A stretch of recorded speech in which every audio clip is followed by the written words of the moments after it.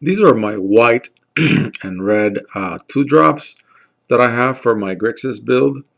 I'm gonna look into checking out Welking Turn.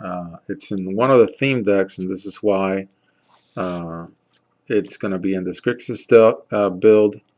I'm trying to use all the cards that come in the 3 theme decks that belong to the guilds that are Grixis. Dimir, of course, has not come out um, because it comes out with Gate Crash. I've got also 2 of Ludovic's test subject, which is one of these flip cards. And let me see if I can flip this for you so you can see. Um, and so, of course, you have to add counters to it. And if somebody allows you to add 5 or more, uh, that I assume will take you 5 whole turns. You flip this thing and it becomes a 13/13 with trample. It's pretty brutal, but I don't see how it would be easy for you to get 5 turns of putting counters on it. Either way, I like the card. It's worth considering, especially since this is clearly a casual build. 3 of Think Twice, a great instant with flashback that allows you to draw a card. And then, of course, 3 of Negate, which it allows you to counter a target spell. 3 of Essence Scatter, beautiful card. Another counter spell. If you compare them side by side, they're complementary. One is for a creature spell, and the other one is for a non-creature spell. Then when we're talking about the red cards, I've got a full playset right now for this build experiment of Gorehouse Chainwalker.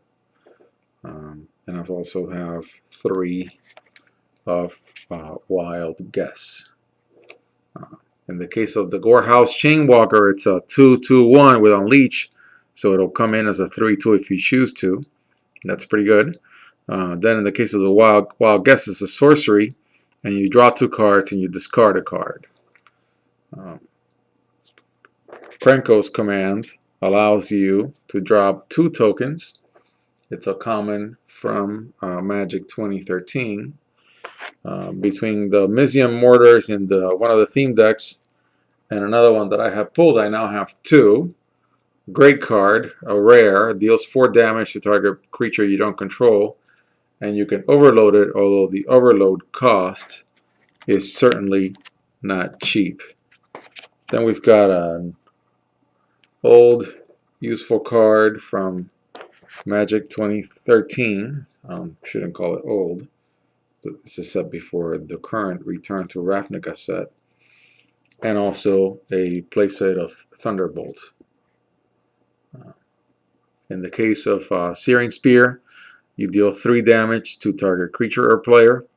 In the case of Thunderbolt, it looks a little bit like the charms that are coming out in Return to Ravnica, where you can get to choose one of several things. In this case, 2. You either deal 3 damage to target player. Now it's different to target creature or player in the case of Searing Spear, or you deal 4 damage to target creature with flying. Have to think a little bit about it, but it looks like Thunderbolt gives you more options.